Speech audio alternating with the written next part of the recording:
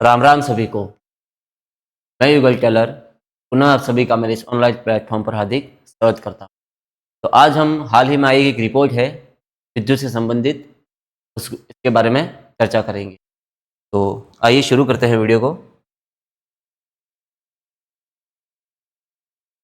जो आप देख रहे हो स्क्रीन पे, जो भारत में अभी विद्युत की स्थापित क्षमता कितनी हो चुकी है, तो ये जो 5 लाख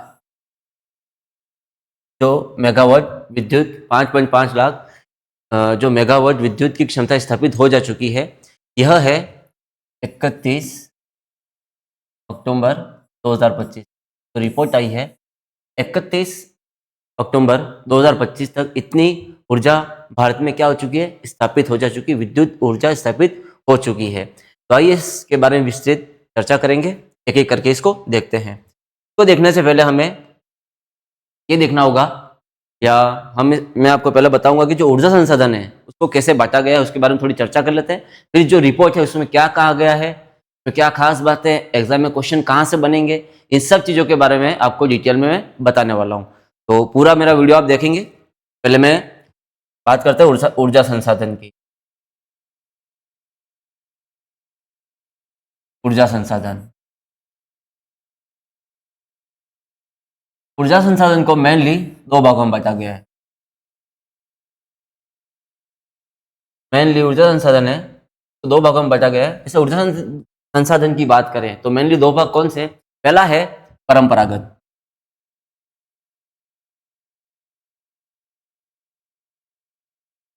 और दूसरा है गैर परंपरागत।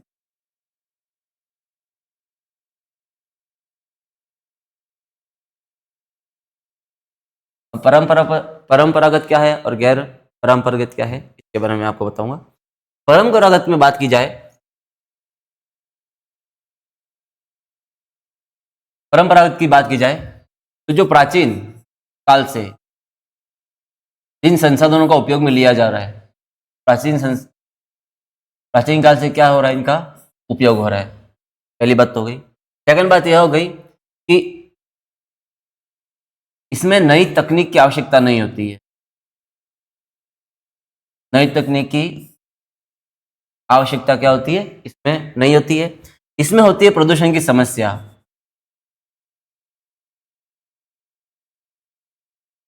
प्रदूषण की इससे क्या होती है, समस्या। और यह सामान्यतः कैसे होते हैं, अनवीकरणीय होते हैं।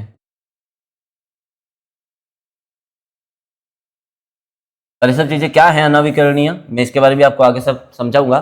तो जो परंपरागत है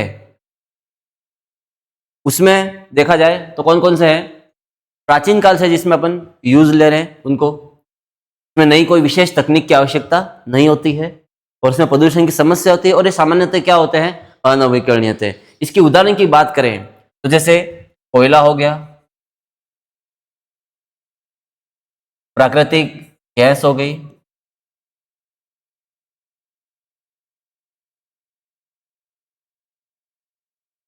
कौन मीथेन हो गई। तो ये सब चीजें हैं वो किस अंतर्गत आती है, परंपरागत। अब मैं आपको बताऊंगा गैर परंपरागत।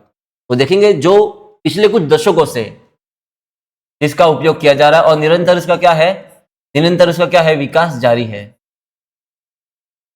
निरंतर उसका क्या, पिछले कुछ दशकों से इसका क्या हो जा रहा है, यूज कर रहे हैं हम, और उसका विकास निरंतर जारी है। वो गैर परंपरागत के अंदर आएंगे।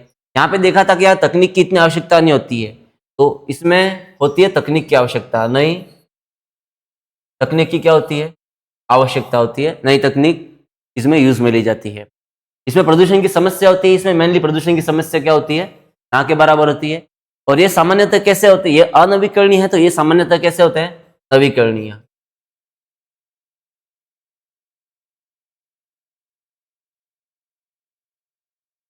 ये कैसे होते हैं, नवीकरणीय होते हैं।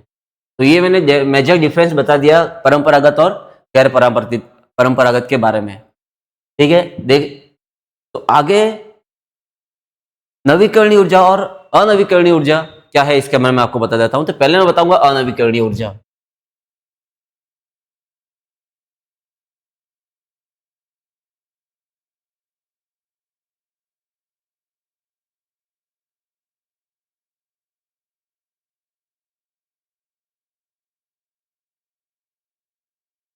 अनवीकरणीय ऊर्जा।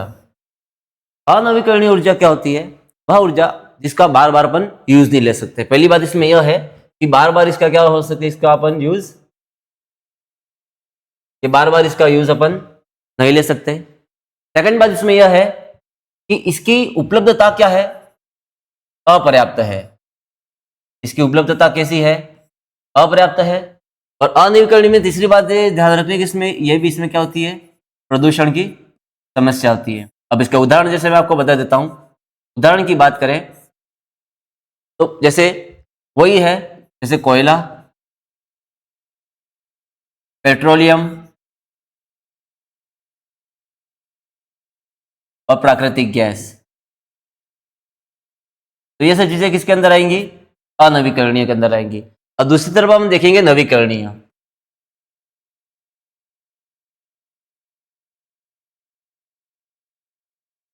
तो इनका क्या है? यूज अपन बार बार नहीं ले सकते, तो इनका जो यूज होगा वो बार बार क्या होगा? ये यूज में आएंगे। बार बार इनमें इनका यूज कर सकते हैं। इनकी उपलब्धता अपर्याप्त है, लेकिन इनकी उपलब्धता क्या है? पर्याप्त है। इनकी उपलब्धता कैसी है? पर्याप्त है। इनकी उपलब्धता कैसी है? पर्याप्त है। इसमें प्रदूषण की समस्या होती है? इसमें प्रदूषण की समस्या नहीं होती है। और इसके उदाहरण की बात करें तो सौर ऊर्जा, पवन ऊर्जा, ये मेनली बायोमास,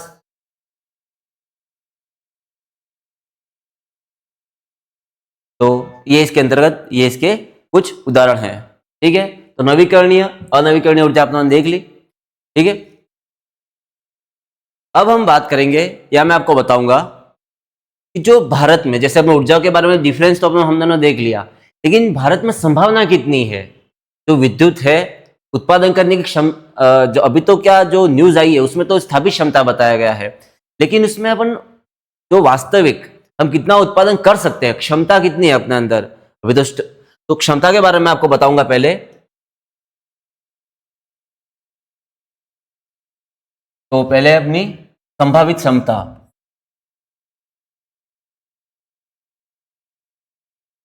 संभावित क्षमता की बात करें तो पहले मैं जैसे बताता हूं जल विद्युत की।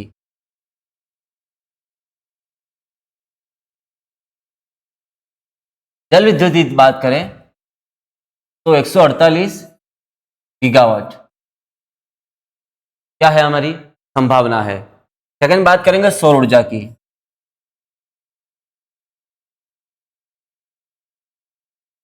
सौर ऊर्जा में जो हमारी संभावना है वह है 748।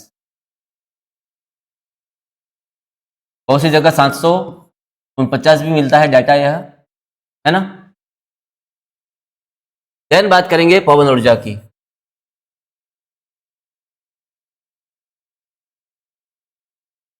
तो पवन ऊर्जा की जो क्षमता है, अब पवन ऊर्जा की जो संभावित क्षमता मापी गई वह 3 प्रकार से मापी गई हाइट के हिसाब से। जैसे कि अगर इस 100 मीटर तक अगर देखें तो 302 गीगावाट संभावना मिलती है। 120 मीटर की ऊंचाई पर अगर देखें तो यह हो जाता है आंकड़ा 695 गीगावाट। और अगर 150 मीटर की ऊंचाई पर स्थापित करें अगर, तो इसकी जो संभावना हो जाती है वो 1164 गीगावाट हो जाती है। तो ये मेनली संभावित क्षमता है कितनी है? 148 गीगावाट जल विद्युत की है, सौर ऊर्जा की 748 मेगावाट है, और पवन ऊर्जा की बात करें तो कितनी है? ये 3 प्रकार से मैंने आपको बता दिया। ठीक है, ये सौर ऊर्जा इसकी हाइट के हिसाब से मैंने बता ही दिया। हाइट के हिसाब से अगर बात करें तो 100 मीटर पर कितनी होगी? 302 गीगावाट। 120 मीटर पर कितनी होगी? 195 गीगावाट। और 150 मीटर की बात करेंगे तो कितनी होगी? 1164 गीगावाट यहाँ से अपन उत्पादित कर सकते हैं। अब अपन बात करेंगे रिपोर्ट के बारे में। रिपोर्ट में क्या न्यूज़ आई है और क्या उसमें न्यूज़ में और उस रिपोर्ट में क्या कहा गया है। तो जो मेनली रिपोर्ट आई है 31/10/2025 तक संभावित कितनी क्षमता है? 5,05,023 मेगावाट इतनी संभावित है। तो भी दो भागों में बटा गया है। तो दो भागों में बटा गया है। एक तो जीवाश्म ईंधन,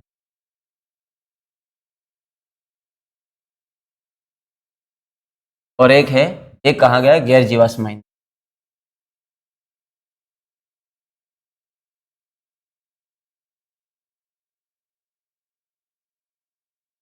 हमें जानना यह है कि जीवाश्म ईंधन से कितनी स्थापित हो चुकी और गैर जीवाश्म ईंधन से कितनी क्षमता हमने स्थापित या कितनी स्थापित विद्युत स्थापित की जा चुकी है। तो जीवाश्म ईंधन की बात करें 2,45,600 मेगावाट हमने क्या विद्युत स्थापित की जा चुकी है, यानी 2,45,600 मेगावाट विद्युत हमने स्थापित कर दिया है। ठीक है, ये जीवाश्म ईंधन की बात करें। गैर जीवाश्म ईंधन की बात करें तो 2,59,423 मेगावाट हमने इतनी कैपेसिटी क्या है इंस्टॉल्ड कर चुके हैं हम। ठीक है, अब इसमें भी अलग से नवीकरणीय बताया गया है। इसमें अलग से इसके अंदर ही नवीकरणीय बताया गया है। नवीकरणीय कितना बताया गया है? 2,50,643 मेगावाट। ठीक है, तो ये जीवाश्म ईंधन और गैर जीवाश्म ईंधन टोटल कितनी है? 5,05,023 मेगावाट तक हमने क्या चुकी है, इतनी संभावना जो इतनी विद्युत है हमने इंस्टॉल्ड कर चुके हैं। और जीवाश्म ईंधन और गैर जीवाश्म ईंधन के बारे में 2,45,600, 2,59,423 और नवीकरणीय की बात करेंगे, नवीकरणीय में कितना है? 2,50,643। ठीक है, जब हमने देख लिया। अब जीवाश्म ईंधन की बात करें तो जीवाश्म ईंधन में क्या क्या है इसमें भी अलग से बताया गया, जैसे कि कोयला में अलग से लिग्नाइट भी बताया गया है।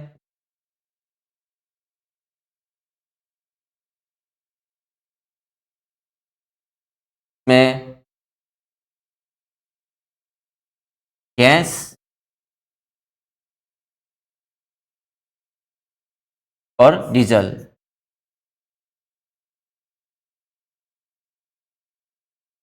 तो जो कोयला है से कितनी 2,18,258 मेगावाट बिजली क्या है हम उत्पन्न करते हैं, साबित हो चुकी है इतनी। लिग्नाइट की बात करें तो 6,620 मेगावाट। गैस की बात करें तो 20,132 मेगावाट।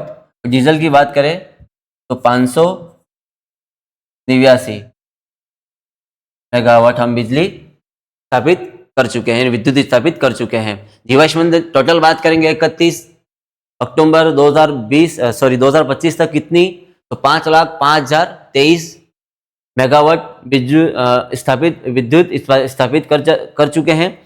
इसके अंदर जीवाश्म ईंधन की बात, दो भागों में जीवाश्म ईंधन गैर जीवाश्म ईंधन। जीवाश्म ईंधन में कितनी 2,45,600 मेगावाट और गैर जीवाश्म ईंधन में 2,59,423। उसमें नवीकरणीय अलग से बताया गया, इसमें नवीकरणीय 2,50,643 बताया गया है। और जीवाश्म ईंधन में जैसे बताया कि 2,45,600 में कोयला, लिग्नाइट और गैस और डीजल। ठीक है, अब मैं आपको बताऊंगा गैर जीवाश्म ईंधन में। जो गैर जीवाश्म ईंधन है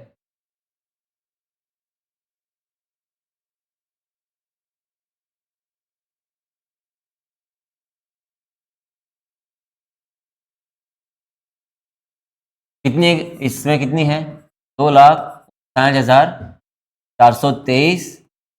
इसमें नवीकरणीय कितनी बताया गया है? नवीकरण 2,50,643 मेगावाट। ठीक है, अब इसमें कितनी विद्युत हम स्थापित कर चुके हैं इसके बारे में बताऊंगा नवीकरणीय में। तो सबसे पहले बात करेंगे जल विद्युत की।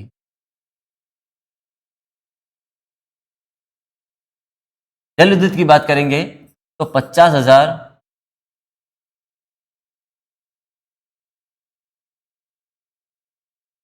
348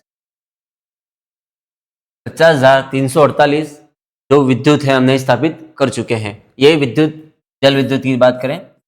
देन करेंगे सौर ऊर्जा की। सौर सन कितनी 1,29,924 मेगावाट बिजली हम स्थापित कर चुके हैं, विद्युत स्थापित कर चुके हैं। देन बात करेंगे पवन की। तो पवन की बात करेंगे तो पवन की कितनी है 53,600 मेगावाट बिजली या विद्युत हम स्थापित कर चुके हैं। जल विद्युत में कितनी 50,348, सौर ऊर्जा में 1,29,924 और पवन ऊर्जा में 53,600। ठीक है, अब हम देखेंगे एक इनके बारे में जल विद्युत में, सौर में और पवन में राज्यों के हिसाब से मैं आपको बताऊंगा राजस्थान की स्थिति क्या है, इसके बारे में अब अपन बताएंगे। देखो मैं एक बार फिर से शुरू से सारा बता देता हूं मैंने अपन ने क्या पढ़ा है। भारत में विद्युत क्षमता इतनी यानी 5.5 लाख मेगावाट पहुंच जा चुकी है। क्षमता कितनी है इतनी हमने स्थापित कर चुके हैं इतनी। ठीक है, जिसमें पहले बताया हमने ये देखा कि 100 कितने भागों में बताया, परंपरागत और अपरंपरागत, गैर परंपरागत, जिसमें सारी बातें मैंने आपको अच्छे से बता दी थी। फिर ये सामान्यतः कैसे होते हैं अनवीकरणीय होते हैं, ये कैसे नवीकरणीय होते हैं। तो नवीकरणीय के बारे में ये सारी बातें मैंने आपको बता दी। नवीकरणीय और अनवीकरणीय की सारी बातें मैंने आपको इसके बारे में बता दी हैं। उसके बाद जो संभावित क्षमता कितनी है भारत में, तो संभावित क्षमता के बारे में आपको यहाँ बता दिया। मैं बायोमास नहीं बताया मैंने आपको। बायोमास का है 42 गीगावाट बायोमास का। तो ये सारी मैंने यहाँ पे बता दी। हाइट के हिसाब से मैंने बता दिया पवन ऊर्जा का। फिर हमने जो रिपोर्ट आई थी उस रिपोर्ट में दो भागों में डिफ्रेंशिएट करके हमें बताया गया था कि जीवाश्म ईंधन और गैर जीवाश्म ईंधन, जीवाश्म ईंधन में कितनी है और गैर जीवाश्म ईंधन में कितनी है। ये सारी बातें यहाँ से ये कोयला, लिग्नाइट, गैस और डीजल में कितने कितने हमने स्थापित कर चुके हैं। फिर गैर जीवाश्म ईंधन में ये सारी चीजें जो मैंने अभी आपको बताई है। अब मैं आपको बताऊंगा कि जो राजस्थान है या दूसरे स्टेट की बात करें तो सौर ऊर्जा में और पवन ऊर्जा में किन स्टेट का कौन सा स्थान है, इसके बारे में हम चर्चा करेंगे। तो उसके पहले मैं आपको एक मैप बना के बताऊंगा इसके बारे में। तो मैप से समझेंगे, मैप से अच्छे से आपको समझ में आ जाएगा।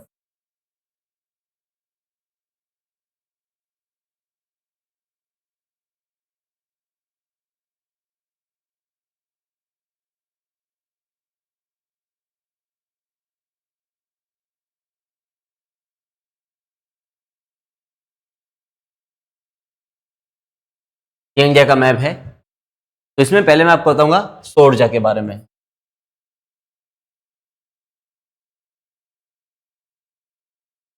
सौर ऊर्जा में राजस्थान का कौन सा स्थान है और टॉप 5 स्टेट कौन सा है, इसके बारे में हम बताएंगे। तो जो सौर ऊर्जा की बात करेंगे, सौर ऊर्जा की बात करेंगे तो सौर ऊर्जा में जो टॉप पे है वो टॉप पे सबसे उत्तर दिशा से हम नीचे आना शुरू करेंगे। उत्तर दिशा से क्या आएंगे नीचे आना शुरू करेंगे। उत्तर दिशा से हम धीरे धीरे क्या आएंगे नीचे आएंगे। उत्तर दिशा जैसे नीचे आएंगे तो सबसे पहला स्टेट कौन सा आएगा, वैसे तो जम्मू कश्मीर आएगा ऊपर से देखा जाएगा, लेकिन अपन किसको लेंगे सबसे पहले राजस्थान को लेंगे। आरजे किसको लेंगे राजस्थान का। तो सौर ऊर्जा में सबसे पहला स्थान किसका है तो वह है राजस्थान का। और उसकी जो तापीय क्षमता है वह कितनी है 35,333.86 मेगावाट इसकी क्या है स्थापित क्षमता है। फिर नीचे आएंगे, इससे नीचे तो कौन सा आएगा गुजरात। लीजिए क्या आएगा सेकंड स्थान पर गुजरात आएगा। फिर इसके नीचे कौन सा आएगा यहाँ पे थर्ड नंबर पे महाराष्ट्र MH। फिर क्या आएगा, महाराष्ट्र आएगा, और फोर्थ पे आएगा के नीचे नहीं जाना है, तो 2 जंप करना है यहाँ पर, और क्या आ जाएगा, तमिलनाडु। तमिलनाडु आ जाएगा, और फिर तमिलनाडु से थोड़ा सा वापस ऊपर जाना, और यहाँ पे क्या आ जाएगा, 5th नंबर पे कर्नाटक। तो जो सौर ऊर्जा है उसके बारे में ये रिपोर्ट है। सबसे पहले कौन है, राजस्थान स्थापित क्षमता में, फिर गुजरात, महाराष्ट्र, तमिलनाडु और फिर कर्नाटक। और राजस्थान की स्थापित क्षमता कितनी है, 35,337.85। ये हमें याद रखना है, सबकी याद नहीं रखनी है हमें, सिर्फ राजस्थान की याद रखनी है। राजस्थान टॉप पर है और अपन राजस्थान के निवासी हैं, भारत के निवासी हैं, मीन्स राजस्थान हमारा राज्य है। तो इसके बारे में आपको याद रखनी है, 35,337। और टॉप की स्टेट सबसे पहले राजस्थान, उसके नीचे गुजरात, उसके नीचे महाराष्ट्र आता है, महाराष्ट्र से नीचे कर्नाटक आता है, गोवा कर्नाटक आता है। लेकिन अपने को डायरेक्ट जंप करके कहाँ जाना है, तमिलनाडु जाना, फिर तमिलनाडु से वापस क्या आना है, उत्तर दिशा में आना है। और ये हो गया आपके सौर ऊर्जा के स्टेट, टॉप 5 स्टेट। नेक्स्ट हम बात करेंगे पवन ऊर्जा के बारे में।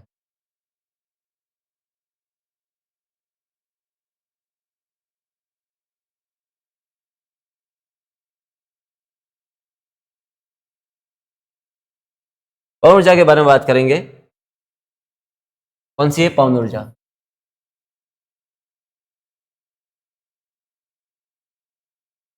पवन ऊर्जा के बारे में बात करेंगे तो पवन ऊर्जा में सबसे पहले अभी क्या था, सबसे पहले राजस्थान था उत्तर दिशा में। तो राजस्थान को छोड़ के वापस कहाँ पे आना है, गुजरात आना है। क्या आना सबसे पहले, गुजरात।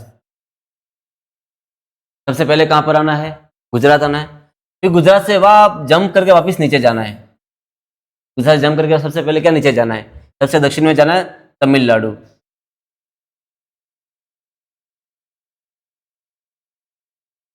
तमिलनाडु, फिर तमिलनाडु से वापस अपने को क्या आना है, धीरे धीरे ऊपर आना है कर्नाटक।